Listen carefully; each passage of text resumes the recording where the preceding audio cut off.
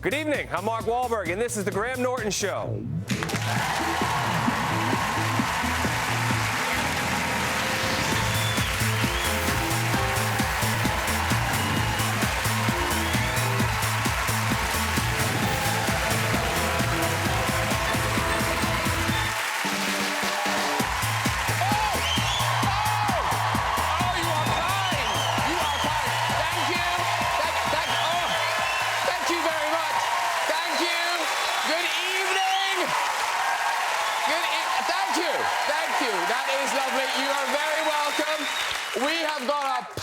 Show for you tonight. So many guests. I mean, I just hope I've got enough seats. I feel like Theresa May.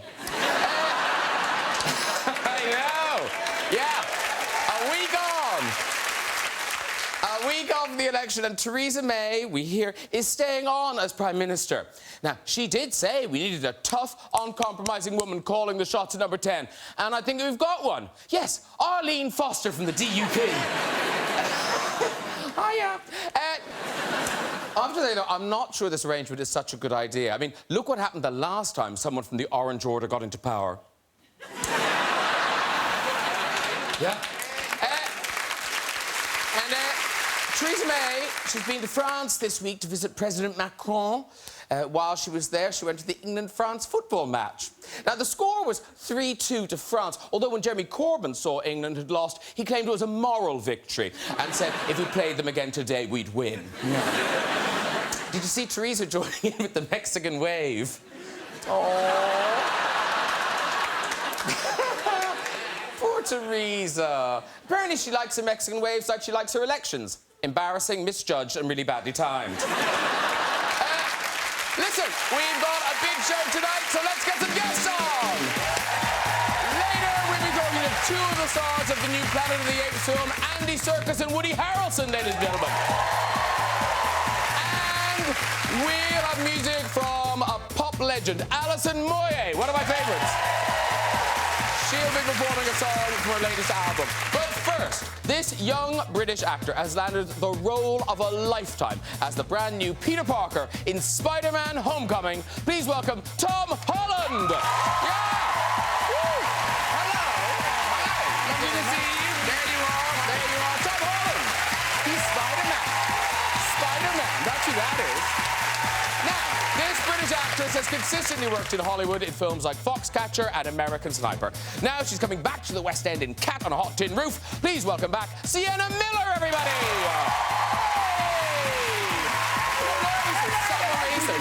Lovely to see you, Tom, Sienna.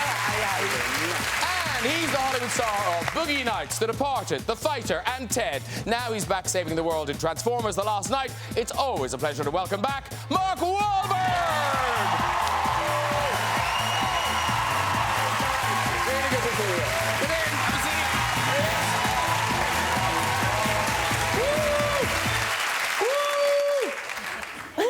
Let's do that for a while. It is a welcome back, and a welcome back to Mark and Sienna. Sienna, now, you have met Mark Wahlberg before. I've met Mark before, just around and about, yes. Didn't you meet him at the Golden Globes? I haven't told you this story, and he doesn't know it. I did see He might know it. I did see you at the Golden Globes, and I had had a baby 6 months before, and I was breastfeeding my child, and you very sweetly gave me a big hug, and you don't know, but I lactated on your and I got breast milk. It definitely went, I'm sorry, it's disgusting. Do you remember that, Mark? No, I had really no idea, but, you know, it's the Golden Globe, so anything can happen. Yeah, really. They're lactating. Wow. So you look disgusting. You can bill me for the dry cleaning. But Tom, new to Hollywood. This is all brand new. Yeah, well, I've watched your show so much, I feel like I know you, Graham. But no, this is surreal to me. This is my life has flipped upside down in the last 6 weeks. Yeah. It's fantastic because Mark, you had this when you made it big. You went to Hollywood, and I mean it's been kind of documented in Entourage. But what advice would you have for Tom Holland? I'm the last person who should ask for advice. But you've never been to jail, have you? I have never been to jail. See, that's the thing. It's a complete role reversal. See, I went to jail before I had a career, so he's going to go to jail at some point during your career. Don't take any advice from me. The first check I got, I ran to the Mercedes dealer. I bought a car. I didn't have money for registration or insurance. The police towed the vehicle because I was driving without insurance. So you don't want any advice from me. But I think LA's the move. Get a jacuzzi. I just met all your brothers. Bring the boys to Cali. Get a medical marijuana license. There you go. So at least you got an excuse and go, have some fun, dude. Oh, I will. Have some fun for me. Oh, I will. I'm 26 years old. I'm married. I got 4 kids. I get yelled at, and they tell me how much they hate me. And then they give me a "Daddy, I love you. You're the best dad ever." Father's Day card, which is nice, right? And that works. And that's a beautiful thing. But go have some fun. You're a young, good-looking guy. That's terrible advice, but I hear you. Listen, to business. Mark Wahlberg, you bring us the new Transformers movie, Transformers: The Last Night. The last one. People are looking forward to it. It opens next Friday, June 23rd. Now, this time, so Optimus Prime is sort of slightly out of the picture this time. So you team up with other humans to try and save the world. Yes. Discuss. Initially, you know, we kind of pick up after the second story. I've now gone on my own, my first story. I've gone on my own. I've left my daughter so she could kind of integrate back into society and have a normal life. And I'm living out in the middle of the desert, and all of a sudden I'm tracked down by Sir Anthony Hopkins' character, who brings me to London. Great fish out of water story. Connects me with this professor from Oxford, played by Laura Haddock, who's fantastic. And then we're basically trying to figure out how the relationship with the robots and the humans started. So it's a bit of an origin story. It's a lot of mythology, and then it's chaos ensues. But this is the last one. This is the last Transformers. Michael Bay now has vowed that this is it. Transformed. Yes, so I get my life back. Well, listen, we've got a clip where Anthony Hopkins is introducing you to the Laura Haddock's character. Oh, cool. Wow. What's up?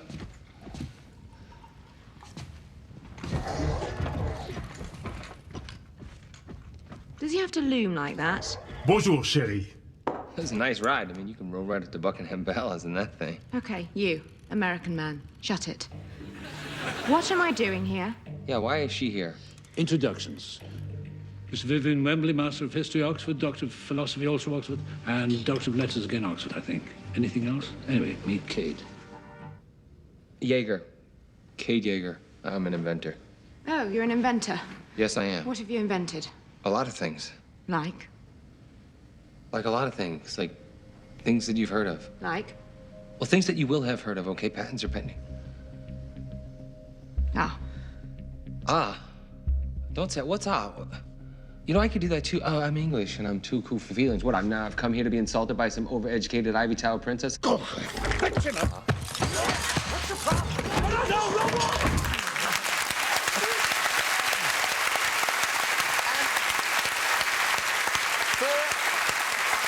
For a British audience, lots of this film is set here. Yes. Yeah. I mean, Yeah, I learned a lot about England. I just learned who that woman was that you made a joke about, the Prime Minister. yeah. Wow. Yeah, you may not have to remember her name for long, but there you go. I wouldn't hold on to it tightly. But now, the Stonehenge in the film, did you really film in Stonehenge? Yeah, but we built another Stonehenge right down the street. Was it better? Well, it was the same thing. They were so precious about it. We were just blowing it up. But it's like, what happened there? What's the big deal? Somebody laid a rock on top of a rock, and is that how Anthony got his knighthood? I mean, if I want my knighthood. I should be able to, right? But you did film around the real one as well. Yeah. Which is incredible that they gave you access. I know you Why? weren't. I know you're not impressed. You're thinking like, they should open a McDonald's. Why is it so special? I could build one of those in my backyard. I mean, what happened there? We're all like, but really, it's devastating. No. The reason why We're proud of stuff. No, but the thing is, the reason why we're not answering is we don't know what happened. No one knows. They don't know how they got the stones. It's so English. They somehow got those really heavy stones there. From like Italy or something, How did right? they build the Egyptians build the pyramids? That's more impressive. You know, it's our but English that's our version pyramid. of... Well, at least you could go in there. There are things you could bury people there. You could do a lot of things with the tomb. What do you do there? Can I just say, you're in our country. You are a guest. I have the utmost respect and You love. will like our half built thing. I want to bring jobs to England. I want to bring restaurants, Wahlburgers, all these things. But Wahlberg. But what are the Stones about? Seriously. It's We a don't pagan- know. it's a pagan That's what thing. makes them so great. How did they get there? How did they get there as part of it? And it's a pagan worship A thing. lot of people Druids. carried them and stood them up and. Thank you, Dr. built them Wahlberg. for shade. They built them for shade. I mean, what? Shade. They're in line with, Wiltshire. with the sun and the calendar of the Druid. Stop now, Sienna, Knights of quickly. the- Stop now. Stop now. There'll be ley line of letters. the- There'll be yeah, letters. so- But with this film, becoming part of the Transformers family, I think you assumed would give you some cred with your kids, but you were sort of upstaged at the time. This was the first Transformers you did. Well, they just had no interest in being there. They want to see the movie, but there was other things that they wanted to be doing. They wanted to be doing anything else other than watching me work. And I asked Michael, and Michael's really excited about putting them in the movie, and they were just not into it at all. They were like, no. I'm like, everybody's here. The crew's waiting. We set up this big, elaborate shot to make sure that this is going to be a shot that's in the movie. And so now you only saw one of my kids in the movie, and now the other kids are upset. They think it's my fault, like I purposely had them cut out because they didn't do exactly what I wanted to do, which was not the case. But it's a no-win situation, so just know that. Now, one of your daughters has started dating. Is this right? That poor kid, man. That poor kid. Well, you know what? So the kid. The boyfriend. Yeah. Well, Yeah. she had one that was not a nice boy, and it was like, they were just, it's innocent enough, but I was like, so this kid, I want to meet this kid. So I'm like, okay, I want to meet him. You want to hang out with him? I want to meet him, and then you can hang out with him in a safe environment. She's like, what's a safe environment, Dad? And everything is the attitude. So all of a sudden, this kid comes over, and he one-ups me.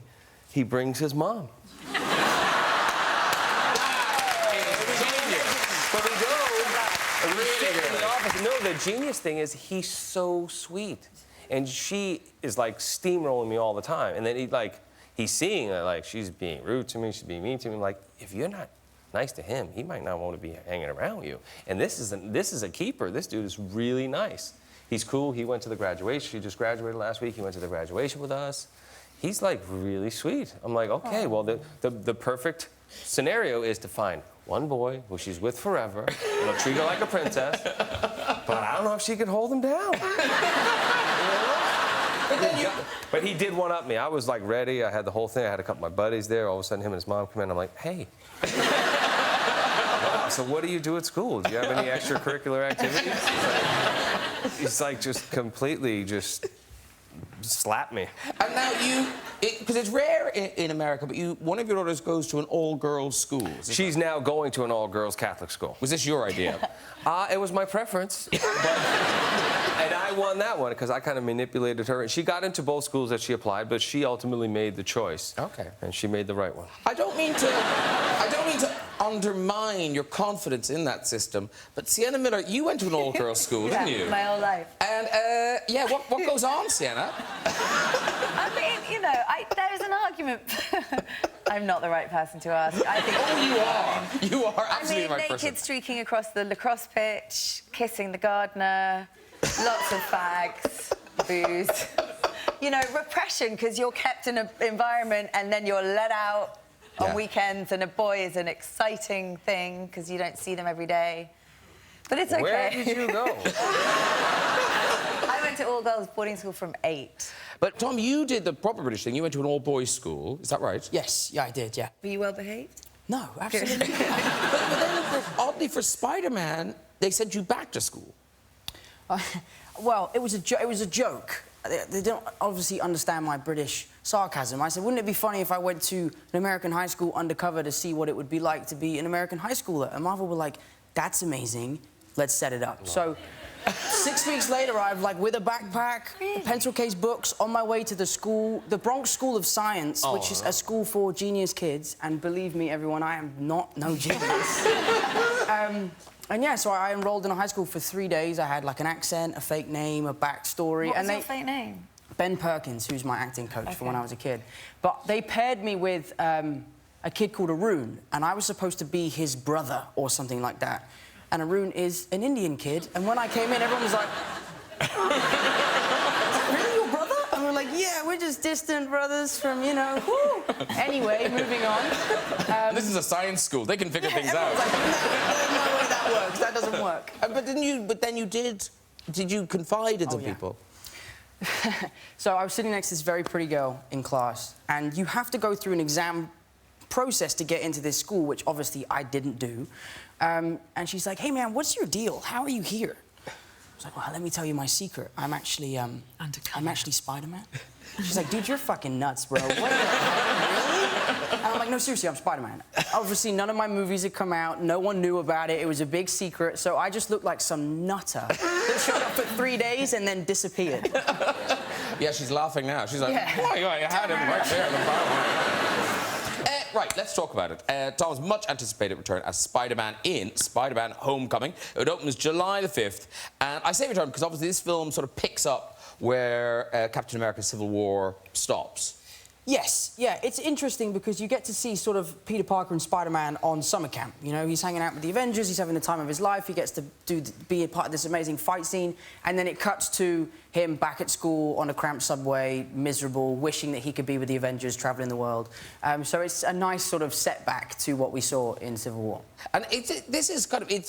It goes sort of back to the comic books more, doesn't it? Because he's a proper high school student. Yeah, it really is the story of a kid, you know. I genuinely think if you gave a 15-year-old superpowers, he would have the time of his life. So the movie is all about sort of him enjoying himself, juggling, you know, talking to girls, struggling with his homework, but also being a superhero at the same time. All right, listen, we'll talk about it more, but let's see a clip. This is one of your best friends in the film discovering that you are, in fact, Spider-Man. Yes.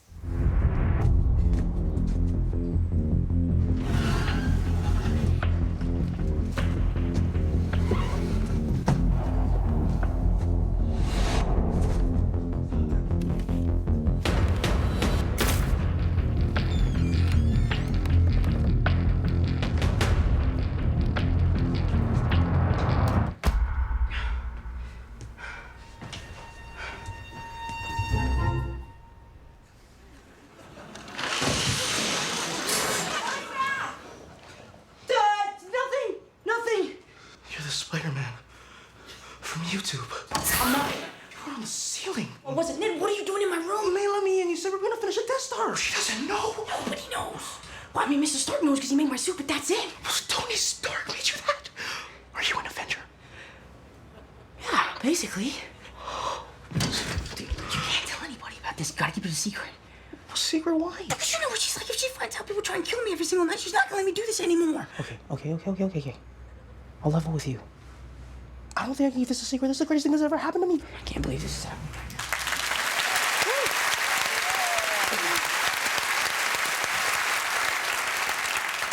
And Tom, obviously being Spider-Man, you've got to be in amazing shape. But they did weird things to you. I don't know if you have... Oh, yeah. What's the electric thing? Have you ever heard of this EMS training? It's like you wear this sort of like black suit and they put these pads on you and you basically do like a yoga class while they electrocute you. And it's like muscle stimulation? Yeah, it's like muscle stimulation, but you work out while you use it. I basically cheated. But I did it with my best friend, and every time the trainer would go to the bathroom, one of us would crank up the machine that my friend was using, and you can't, like, you genuinely can't move. Like, it, like, makes every part of your body shake, and it's awful. It's a lot of fun, and it works, but it really is the worst thing I've ever done. I've never heard of that. That's... Yeah. Have you... No, but I saw a commercial today on TV here with Cristiano Ronaldo, right, who's probably one of the most physical specimens on the planet, with this ab machine and this bicep machine standing there in his underwear, and he's just going like this, shaking with his eyes closed. And I don't think that's how he got in shape. You know, somebody sitting there on their couch, stuffing their face, having a pint, is going to be like, oh, yeah, well, now I figured it out. I can just buy one of those. Not happening. Because Sienna, the only film we could think of where you might have had to do this was G.I. Joe. Yeah. Did you have to do all this stuff to get ready for that? They cast me in that film without meeting me, and it might have been an error because I played the villain, and there's nothing that threatening physically about me, or active particularly. But I... Really? You sprayed me with breast milk. Stand back!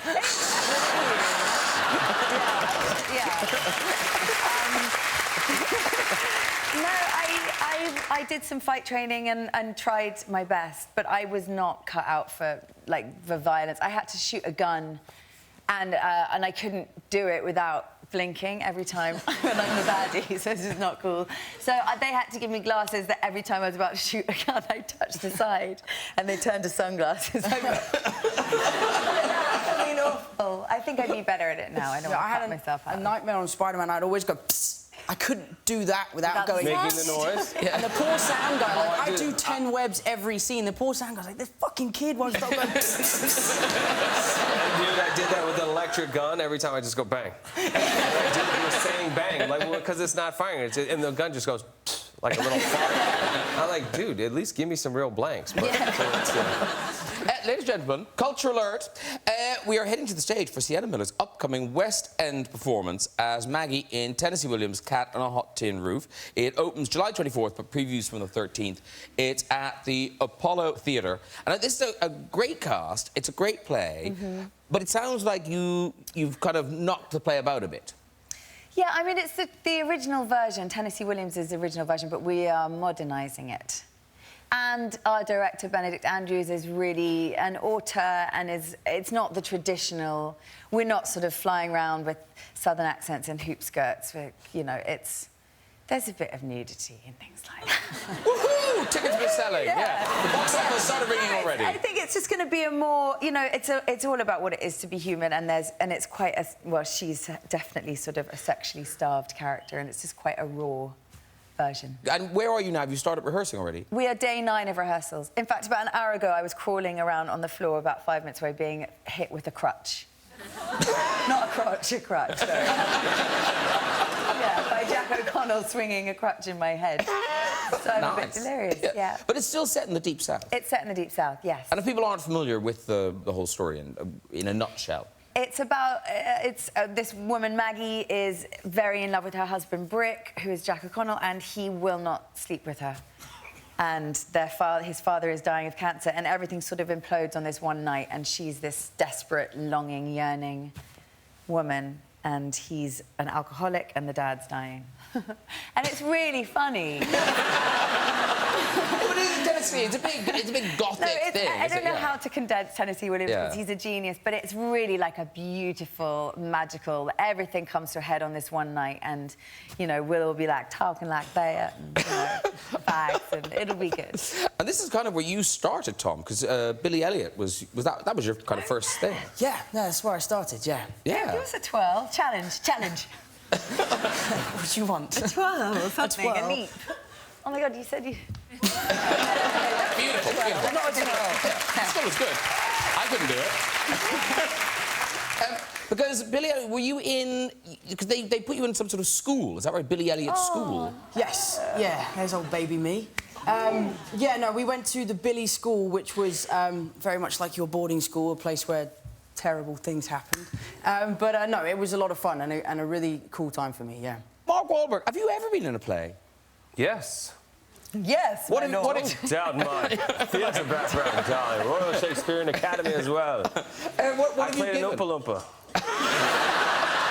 In 4th grade, William Monroe Trotter, Roxbury, Massachusetts, and it was lovely. Yeah, it was wicked hard. I had a whole speech. It was lovely. Is that the only theatre where you've Yes. Yeah. You've never been tempted? No, when I've heard, you know, the level of commitment, 8 shows a week and that sort of thing, no, it's not. Yeah, I know. And now tomorrow, are you back in rehearsal tomorrow morning? I'm back in rehearsal. I have to say something. I got an Uber to work the other day, and I normally get the tube, but I got an Uber, and I got in the car with this driver, and I said, how long till we get there? He was really nice. He was like, about 30 minutes. And I was like, why are you talking like that? And he went, I don't know why, which is... I was like, you're literally doing the accent of the play I'm rehearsing now. He's like, that is so weird. I think I'm psychic. Anyway, we got chatting, and he's there.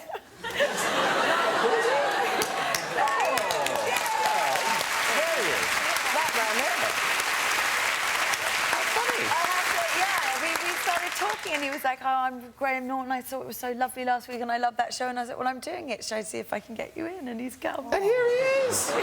Oh, very good. All right, it's time to meet my next guest. One is the master of motion capture, who brought to life Gollum and King Kong. The other is the award-winning star of Cheers, White Men Can't Jump, True Detective, and Natural Born Killers. Please welcome Andy Serkis and Woody Harrelson.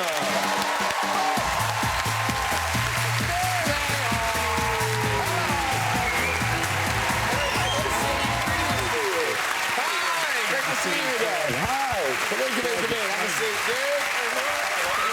Have a seat.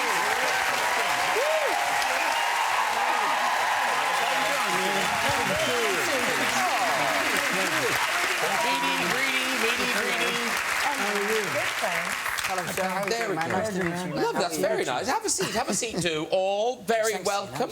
Now, you spend a lot of time in London now. You're filming here right now? Yeah, I feel like an expat. I'm living here. Yeah, love it. Because you're filming, like, the new Han Solo film. A little indie, yeah, Han Solo. Yeah. There you are. Andy, is that you in the... You must have been furious. If it was him, there'd be a bunch of dots. Hey, listen, the apes are back. This time it's war. War for the Planet of the Apes opens July the 11th. Now, Andy, obviously, you're back in the role of Caesar. So there's you. And then, badum, it's Caesar. There you go. How do they do that? I mean, you know, I sort of know how they do it, but I don't know how they do it. It is phenomenal. I just watched it before coming here, and it's amazing. And it is. I'm not saying that in a self-congratulatory manner. I'm the least thing in it, but I got to say, yeah, thanks. I said that hoping you'd say. But I got to say, it came together. So Matt Reeves, the director, he's just a master at this, you know, at kind of bringing all that motion capture to life. But his performance is astonishing. And you are new to this world, so who are you in the Planet of the Apes? I play the Colonel. I apparently am the enemy to Caesar. Yeah. It's quite...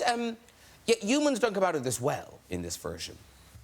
No. Well, nobody comes out of it well. I mean, it's a war, you know. So both apes and humans are toe-to-toe and having a bad time of it. So it's basically, in this story, it's moved on from, I don't know if people saw the last one, Dawn, or in fact the first one, Rise, but it's got to a point where there's been the start of the whole saga is a virus which is created through an Alzheimer's drug gone wrong, and then an ape called Caesar becomes enhanced by this intelligence-enhancing drug, and he's brought up with human beings. He's then thrown into a facility at the sort of at a teenage, if you like, in the other films, and then he leads them to freedom, and then a virus breaks out, and in this one it turns to all-out war between apes and humans. So. Yeah, it's bleak. It's a bleak start to the film, but there's a lot of heart, a lot of emotion in. Listen, we've got a clip. This is the moment when Caesar gets captured and you guys meet. Have you finally come to save your apes? I came for you. For me?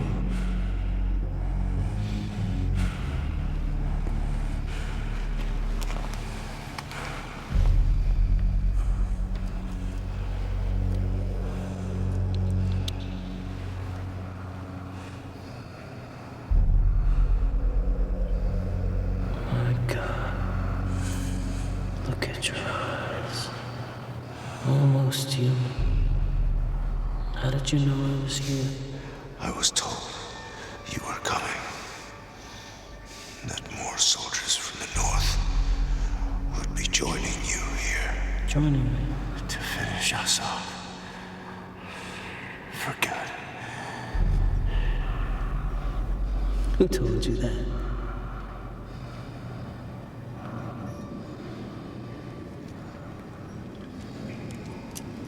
Okay. Let's go.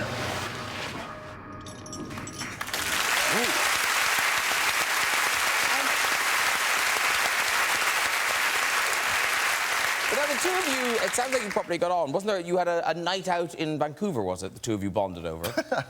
we had a number It was really of a nights. night in. Well, it was a night in, actually. Yeah, we hung over at my house. We had a couple of bottles of wine. I won't get into the details.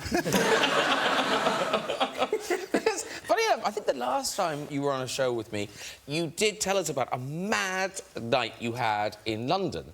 And you've now turned it into a film. Yeah. But again, a mad film. Yeah, mad film. It's called Lost in London, and I had this night that was terrible night. Started with just my wife and I on the verge of breaking up, and ended with me in jail. Yeah, and This all happened. This all happened. Yeah. And I hated it and wanted to forget about it, but then I kept thinking, you know, this could be funny. and Owen Wilson's in it, and Willie Nelson, and we shot it in real time in 99 minutes. Shot it single camera and live streamed it as we shot it into theaters in the United States and into 3 picture house theaters here. In fact, so it's one take? It's one take, yeah. That's phenomenal. Yeah, it turned out great. And that's showing at Picture House Central Friday and Saturday late night. Think about it. And did anything go wrong? Like, could you only do it once? Yeah, there was sound issues and just the live feed issues. And then on the night, there was this bomb, this World War II unexploded ordnance that they discovered near the Waterloo Bridge, which is a key area. So they shut down the bridge.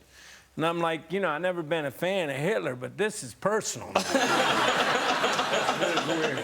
That was very strange. Opened up like just a few minutes before he needed it. And Andy, you've got another movie.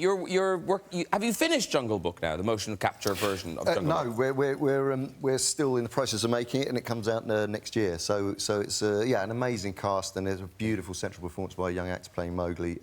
It's a much darker version than the Disney one that came out last year. Yeah. It's a PG-13, but it's yeah, it's a really, and that's all performance capture. So all the actors, Christian Bale's playing Bagheera, and Benedict Cumberbatch is playing Shere Khan the tiger, and Kate Blanchett's playing Kaa the snake, and they're all there doing the same kind of thing as you just seen. So. Are we allowed to mention that? About my audition? Yeah. Oh, no! It was, often we do strange things for auditions, but I think your audition might be the strangest thing I've ever been asked. I did, you know, I prepared my lines, prepared my scene, I went in, I did the scene. He was brilliant. And you said, thank you, that was great, now do it as a wolf. And I'm like, OK. So all I did was this. I like your style. But no, it was a wonderful experience. It was lovely meeting you. And I saw some of the concept art from the movie, and it looks incredible. I can't wait for it. Me too. And oddly, Mark, you were in Tim Burton's Planet of the Apes back in 2001. Yeah. But there was no motion capturing that, was it? No, God, I never see Tim Roth so upset after sitting in makeup for 5 hours and kind of stroll in and say, hey, what's going on, guys? You know, put my little astronaut suit on. But it was an amazing experience working with Tim. I think we kind of set the franchise back a little bit. You and Rupert kind of revived it again, which was great because it was obviously a big intellectual property. But you use real makeup, yes. But no, but real monkeys. Oh, real people. Oh, real no, monkeys and apes. The monkeys, no, they were the worst. They would attack you because they... Helena Bonham Carter and I had this relationship, so I had to work with the monkeys as the astronaut, so they wanted us to get acclimated with the chimps, and anytime I would go near her, the chimps would start attacking me. And start, like, trying to punch me in the nuts, like my 5-year-old son, like, really bad, like, not stop. Like, okay, all right, stop now, stop playing around, we gotta work. And the chimps were constantly trying to attack me. Because you had a sort of similar experience, Andy, at the zoo, didn't you? Oh, that was on King Kong. Yeah, I had a sort of long-standing affair with a gorilla called Zaire about 10 years ago, and she's lovely, lovely gorilla, and. And we hung out for a couple of months. I was observing her, and we got to play games and sort of with each other, and it was all rather lovely. And then about That's 2 months later, starts. it was still text, but Lorraine, my wife, came down to visit. I said, "You've got to come down and meet Zaire." And when she came down, literally Zaire got this bottle of water which has minerals in and vitamins, and she just went like that and squirted it right in Lorraine's face. That's what she did to me. Yeah. Like a knitting But they do. They get so protective. They really do. Yeah, and territorial. It was like... Oh, you're talking about monkeys again? Just OK. The other thing that chimpanzees do, of course, is a thing called pant hooting, which is a...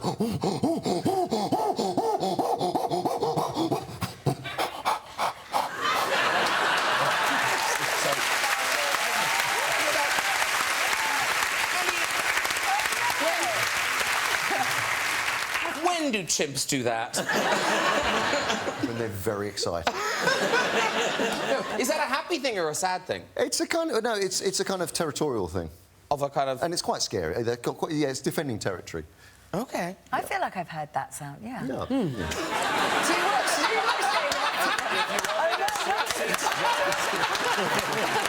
Oh, I'm sure you have, Sienna. Yeah. Well, look, the thing is, it is a sofa of actors. So, Andy, are there kind of any, I wouldn't say tricks, but are there any shortcuts into playing a great ape? A great ape. Well, As in a great ape? Well, quadrupeding is a large part of it. Okay, so quadrupeding is walking on all fours, and I happen to have with me some arm extensions, which we could all have a go with. Cool. Oh, right. And these, in fact, are how we quadruped, so we can all have a go, and I think we should. And, would you like to have a go? No, not yet. Well, I'll show let me just show you. So these are look, and it's got motion capture dots on it already, so we can shoot. So anyway, so let me just. Is this a good place to stand? This is wicked. Wherever Wherever you want to go. Yeah. So first of all, you know, if you're going to get into being an ape, if you're a silverback gorilla, then you tend to have your backside sticking out.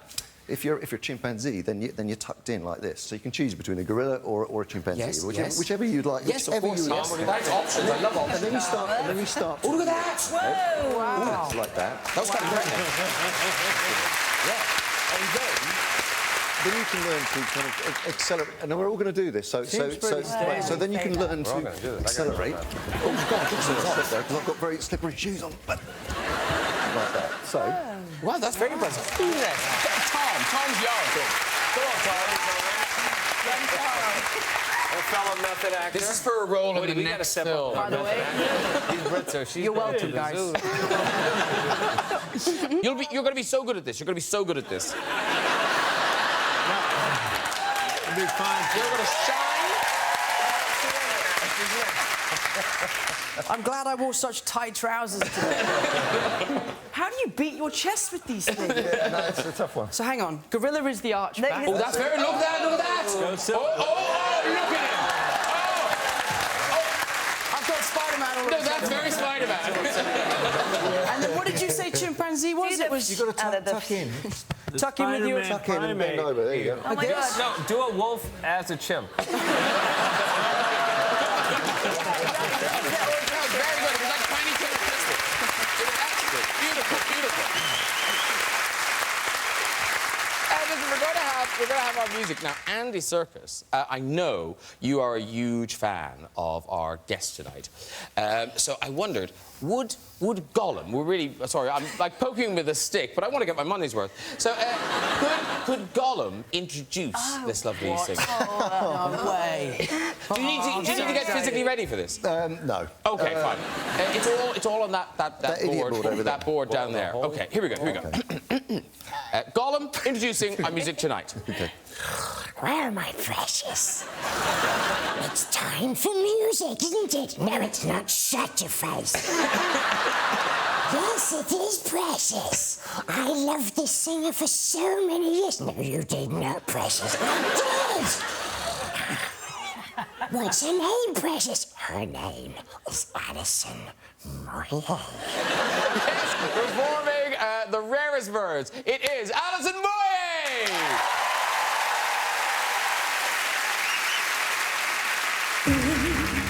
This town, forget who you are, remembering who you were meant to be. Find yourself bearing easy, Mercury aside, a lyric sing, such cloth is this.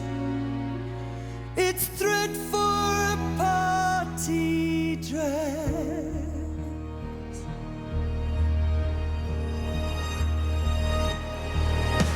The lights are strung like pearls, so offer your throne.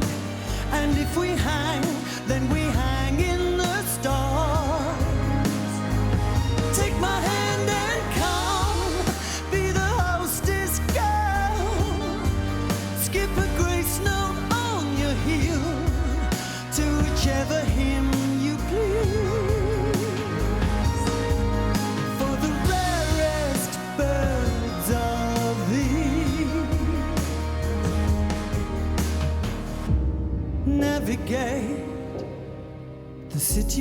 smoke, bite of great gum, constellations. They're the twins, and they're the plow. And now I'm at your door, seeing you through your window, fixing your hair for grey, pulling at your face, trying not to frown like this. And you hold up your party dress.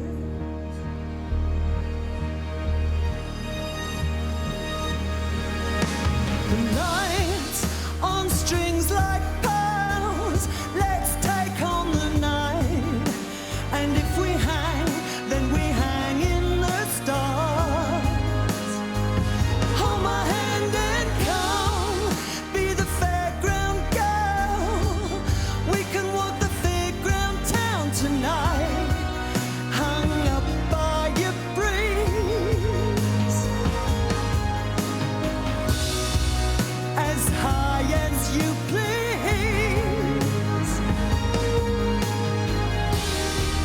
Here's the kittens away. They'll know something someday. It's only ground that they see. For the rarest birds are these, to whichever sky they please.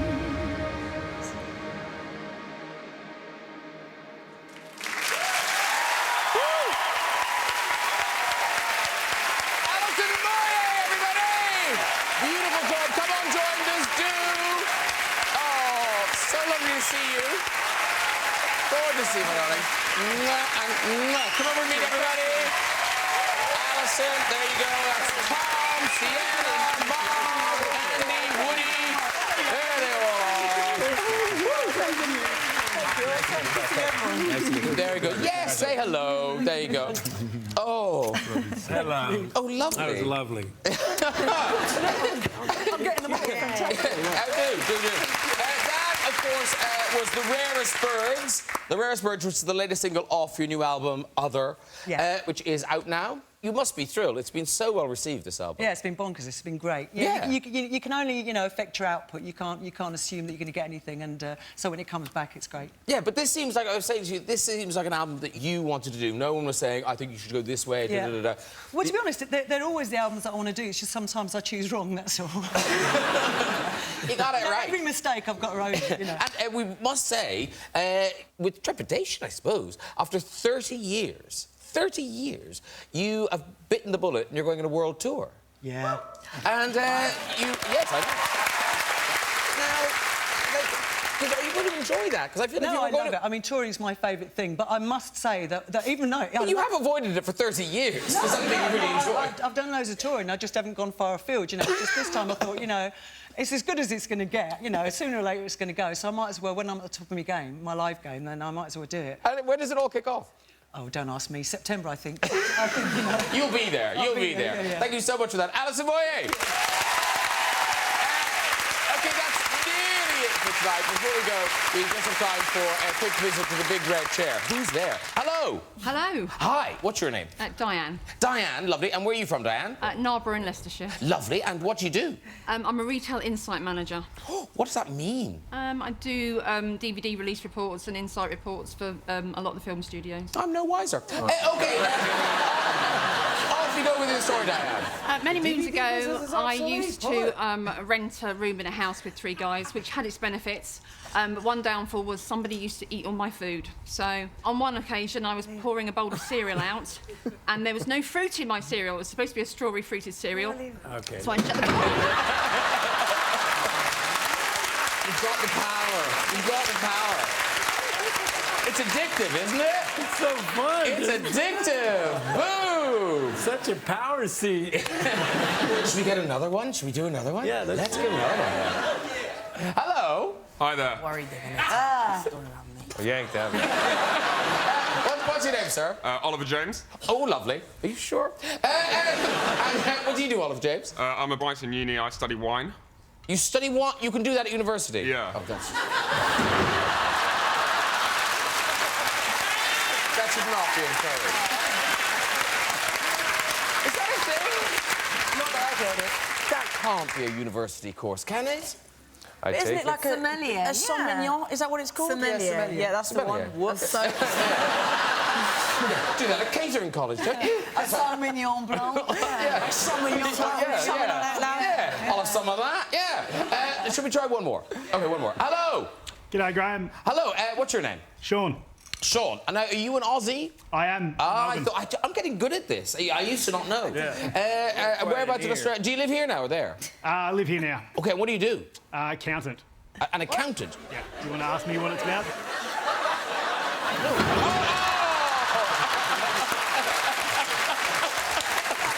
The cupboard is bare. Well done, everyone. If you'd like to join us on the show and have a go with that red shirt, you can contact us via our website at this very address. That's it for tonight. Please say thank you to my guests, Alison Moyet, Tom Holland, Sienna Miller, Mark Wahlberg, Andy Serkis, and Woody Harrelson. Please join me next week with pop group Haim, Oscar winner Jamie Foxx, the hilarious Steve Carell and Kristen Wiig, and the legend that is Dame Judi Dench. I'll see you then. Good night, everybody. Bye-bye.